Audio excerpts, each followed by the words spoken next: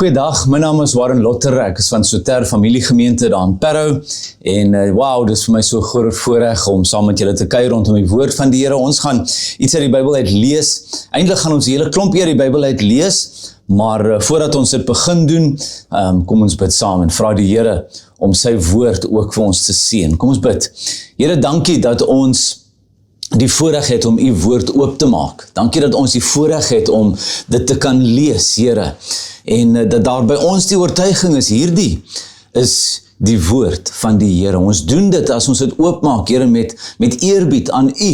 Want ons weet, u het dit aan ons gegee. U kommunikeer met ons in en deur u woord en deur u gees. En dit is eintlik wat ons vra dan. Kom asseblief, as ons die woord nou oopmaak, as ons elke vers lees, Here, wat ons gaan lees, elke stuk wat ons gaan aanhaal, o Heilige Gees, maak dit oop in ons gedagtes, maak ons gedagtes ontvanklik, sodat u ons help om te hoor wat die Gees deur die woord vir die hart van elkeen van ons wil sê. Dankie, Here, ons is afhanklik van u. Ons kan dit nie in ons eie krag doen nie. Ons dankie in Jesus naam. Amen. Amen. Weer eens, goeiedag, en dit is vir my so wonderlike voorreg en vreugde om met julle te deel uit die woord van die Here. En ons gaan lees, nog nie, ons gaan nou lees uit 1 Samuel 26. En my tema vir hierdie woord is groter as my vrese. Groter as my vrese. En ons gaan lees daar 'n verhaal uit die lewe van Dawid, en ons gaan praat eintlik oor die vrees van die Here. Maar voordat ons daar gaan lees, daar is daar so klompie verse wat ek eintlik wil hê ons moet bietjie aanhaal, oor die vrees van die Here. Jy weet, ek dink mense praat maklik oor die vrees van die Here. Ons weet dat Salomo sê, in die Spreuke van Salomo, die vrees van die Here is die beginsel van die wysheid. Wat beteken dit? Wat beteken dit, die vrees van die Here? Elke keer wat ek hoor iemand sê, ons moet die Here vrees, dan is dit altyd asof hulle 'n kwalifisering wil sê, maar ons moet nie bang wees vir hom nie, ons moet nie, julle verstaan, ons moet nie so die Here vrees nie, maar ons moet hom vrees. Maar dan is daar eintlik hierdie onsekerheid van wat beteken dit eintlik? En eintlik het die 2020 vertaling vir ons bietjie gehelp, maar nie heeltemal gehelp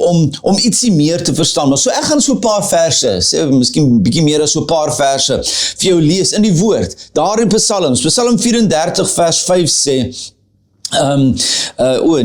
ek het nou die verkeerde plek daar. Ek gaan nou vir jou help met die regte Psalm. Daar sê, Psalm 25 vers 14 sê die volgende: die Here neem hulle wat vir hom ontzag het, né? Hulle wat vir hom vrees. Hy neem hulle in sy vertroue. En sy verbond is daar om hulle te onderrig. Die Engels sê, the Lord confides. Nee, vir Psalm 34 vers 8 sê, die engel van die Here trek 'n laar rondom hulle wat vir die Here ontzag het. Met ander woorde, hy trek 'n laar rondom hulle wat die Here vrees. Dit is nogal 'n mooi belofte daar. Ook in dieselfde Psalm vers 10 sê, julle moet die Here vrees, julle moet ontzag hê vir die Here, julle wat aan hom toegewy is, want vir wie hom vrees, vir wie ontzag vir hom het, lê geen gebrek nie. Mooi beloftes vir die wat die Here vrees. Mooi woorde.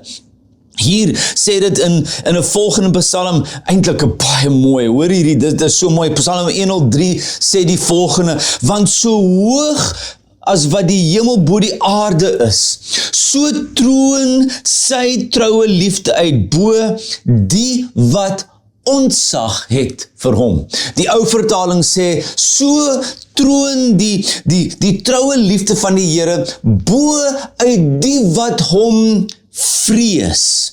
En dan net 'n paar verse later, is 'n wonderlike Psalm 103, lees ons die volgende: soos 'n vader hom ontferm oor sy kinders, so ontferm die Here hom oor wie? Oor wie? Oor die wat vir hom ontzag het, oor die wat vir die Here vrees. wonderlike beloftes oor wat die Here doen. Hy kom en hy stel in sy vertroue die wat hom vrees. Hy omhels en hy omkring van voor en van agter die wat hom vrees. Sy liefde vir hulle is so hoog soos die hemel bo die aarde, die wat hom vrees. Wonderlike beloftes, en ons wil daardie aangryp. Ons wil sê, ja Here, dankie dat U so lief is vir my. Here, dankie dat U rondom my is. Here, dankie dat ek geen gebrek ly nie, omdat ek weet dat U my lief het, omdat ek een is wat U vrees. Wat beteken dit? Hoe lyk die lewe van iemand wat die Here vrees? Nou ek gaan vir julle, ek gaan 'n skrifgedeelte lees, wat eintlik vir ons iemand se lewe, of 'n beskrywing van iemand, en die persoon is Dawid, wat vir my, as ek daarna kyk, wil ek sê, as jy wil weet, hoe lyk iemand wat die Here vrees, so lyk iemand wat die Here vrees. En ons ken baie verhale uit Dawid se lewe, daar's baie wat ons al gelees het, en een van die verhale is toe hy nog aan die vlug was van koning Saul. Ons weet dat Dawid, as jong man is hy ingebring in in Saul se koningshuis, omdat hy talentvol was en hy kon musiek speel, maar die koning Saul het vinnig besef, maar hierdie jong man is eintlik 'n bedreiging. Hy is bietjie 'n bedreiging vir my en my seun Jonathan, wat eintlik nou my moet opvolg as koning, maar hierdie jong man, en hy het naderhand besluit, hierdie koning Saul, maar hy wil hierdie man doodmaak. Hy wil hierdie jong man doodmaak, en Dawid moes gaan vlug, en hy moes vlug in die wildernis in, en daar was aande wat hy uit in die veld moes slaap, saam met sy man, en daar was aande wat hy in krotte moes slaap, of in grotte moes slaap, en so dit het nie goed gaan, en op 'n stadium lees ons, dat Saul weer vir Dawid soek. En hier lees ons dit in 1 Samuel hoofstuk 26 vanaf vers 1. Ons leef die mense met die naam van die Sefiete. Hulle kom by Saul aan in Gibea en hulle sê vir hom, hoor hier, hou Dawid hom nie skuil op die heuwel van Hagila nie, in die omgewing van Jesimon nie. So, daar is mense wat vir Saul kom sê, ons het gehoor, Dawid is in daardie streek. Ons het gehoor, hy skuil daar, en hulle probeer eintlik in die koning se goeie boeke kom, en sê, hoor hier, ons wil jou help, o koning Saul, want ons weet, jou vyand, die een wat jy gekies en gesê het, daai man wil ek dood hê, ons weet waar hy is, en ons wil vir jou kom sê. En Saul het toe hom gereed gemaak en afgetrek na die woestyn van Sif. En by hom was daar 3000 man, uitgesoektes van Israel, om na Dawid in die woestyn van Sif te soek.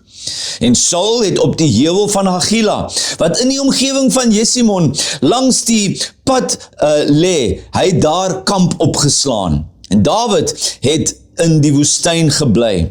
Toe hy merk dat Saul agter hom aan in die woestyn was, het hy verkenners uitgestuur, dis nou Dawid, en uit betroubare inligting agtergekom dat Saul daar aangekom het. Nou sien ons die beeld. Saul en sy manskappe het daar tent opgeslaan, want hulle moet nou oornag, maar hulle is op soek. Hulle soek vir Dawid. Hulle is op soek na hom. En Dawid het hom gereed gemaak en na die plek gegaan waar Saul kamp opgeslaan het. En Dawid sien toe die plek waar Saul en Abner, die seun van Ner, die bevelvoerder van sy volk, of van sy leer, hy sien die plek waar Saul lê. En Saul het in die oornagkamp gelê, en die manskap het rondom hom gekamp, en almal het geslaap. En daar kom Dawid aan, en daar kom hy, en sy vyand lê voor hom, en Dawid sien dit, en hy is in hierdie kamp, en almal slaap, en hy kan nie dink, maar wauw, hier is die koning. Dawid reageer toe en vra vir Achimelech, die Hetiet, en vir Abisai, die seun van Suria, die broer van Joab. Hy sê, wie gaan saam met my af na Saul? Wie gaan saam met my af na die kamp toe? En die een antwoord en sê, nee, hulle sal saam gaan. En Dawid en Abisai het die nag toe tot by die manskappe gekom. Hulle het nie net gesien daar lê hulle het somme in die kamp in beweeg. En so waar sê dit hier in vers 7, so waar daar lê Saul, vas aan die slaap in die oornagkamp, met sy vegspies in die grond gesteek by sy kop, terwyl Abner en die manskappe rondom hom ook lê.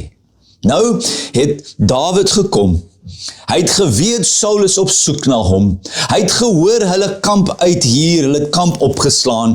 Hy het gaan kyk en hy sien die kamp wat daar lê. Hy sê vir Abisai en vir iemand anders, wie gaan saam met my kom? En Abisai, een van sy groot helde, sê, Dawid, jy is nog nie koning nie, Dawid, ek kom saam met jou.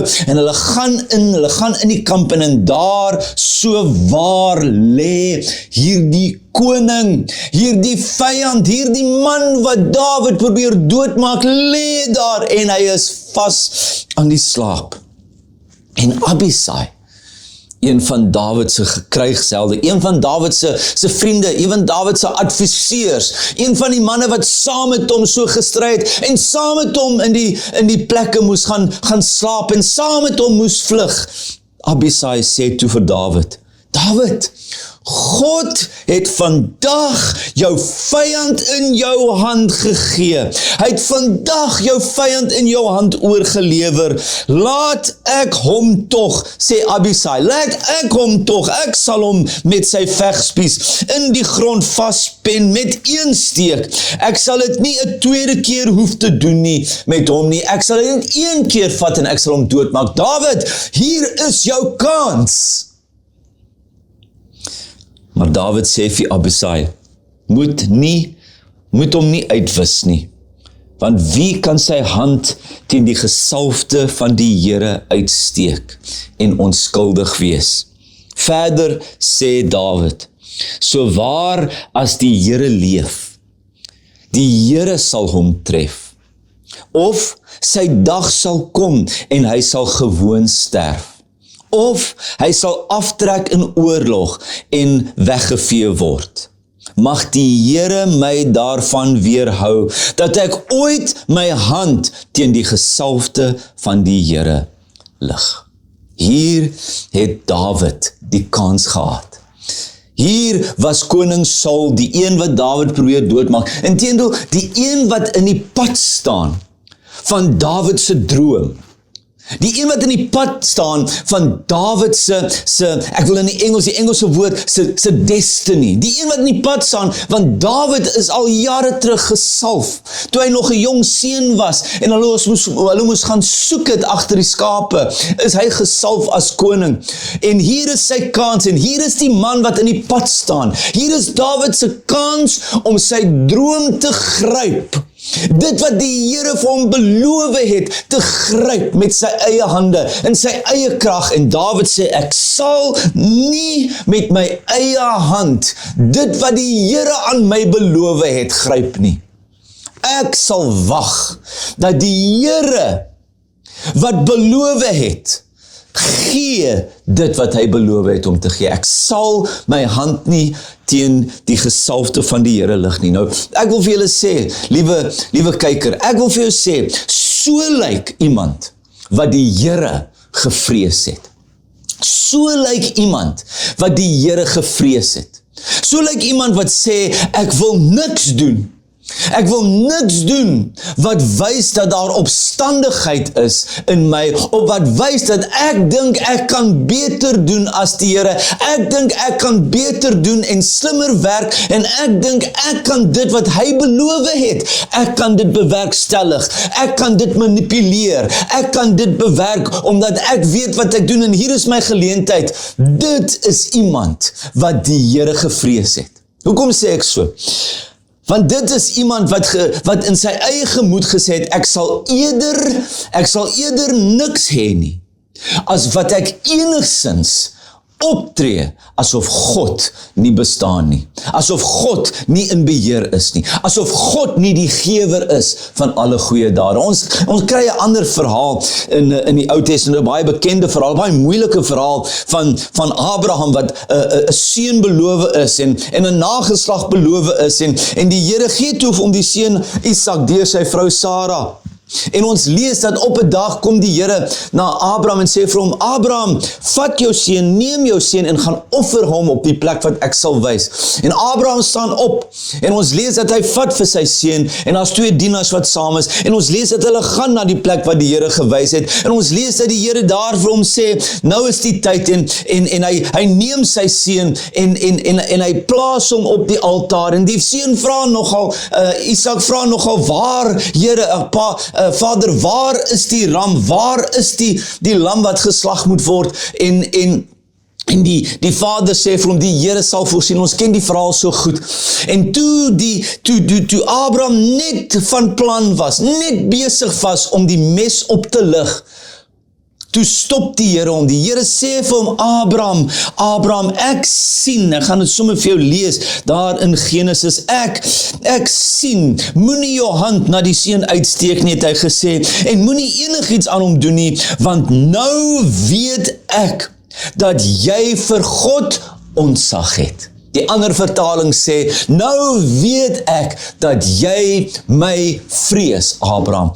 En die teken daar is die feit dat Abraham selfs al was hier die belofte, hier was die belofte, Isak was die beloofde seun, hy het die belofte ontvang, maar Abraham het gesê, as die Here sê, dan vrees ek die Here meer as wat ek ooit sal vashou aan dit wat die Here beloof het.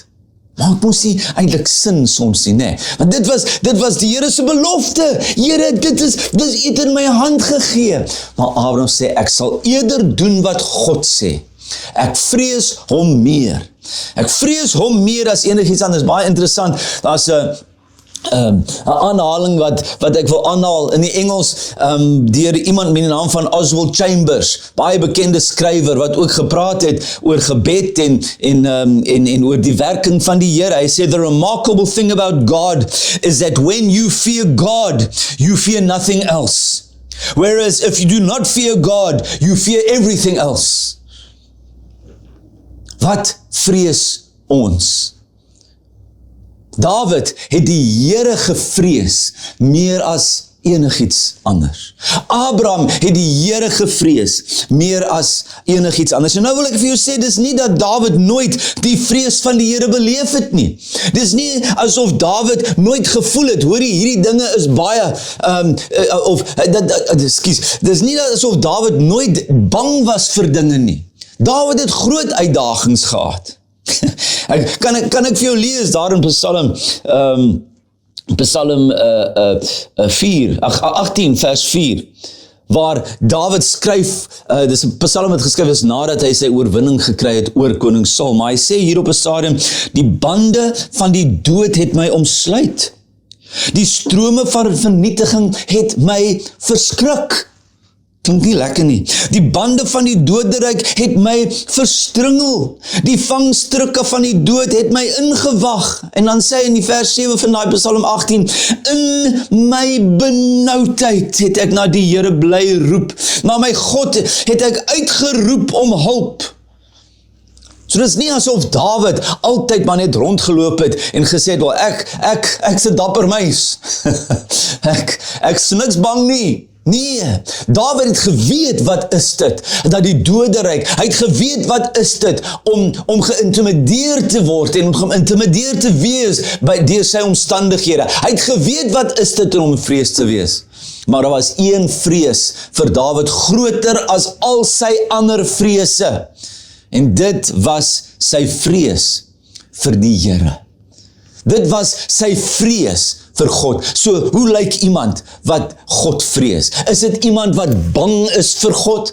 Is dit iemand wat rondloop en elke dag bang is dat hulle doen iets verkeerd om God kwaad te maak en dat hulle nou vandag miskien gestraf gaan word en vandag het ek nou meer verloor en nou gaan die Here my straf? Is dit? Nee. Dit is iemand wat besef dat God ontzagwekkend is. Dit is iemand wat besef dat God aanbid moet word en dat God gevolg moet word. Dit is iemand wat besef dat met God speel jy nie speelietjies nie. Dit is iemand wat besef dat met God is daar nie speelietjies om te speel nie, jy neem hom ernstig op. Dit is iemand wat weet dat as God praat, dan is dit so. Dit is iemand wat weet dat jy vat nie in jou eie hand dit wat die Here beloof het, dat hy self vir jou sal gee nie. Weet jy, terwyl ek so gedink het aan Dawid, wat die geleentheid gesien het, daar lê die koning. Daar lê die koning, toe dink ek, ja, dis amper soos Eva in die tuin van Eden, nee. Daar het sy gesien, daar is die vrug. Daar is die vrug wat die Here gesê het, jy mag nie.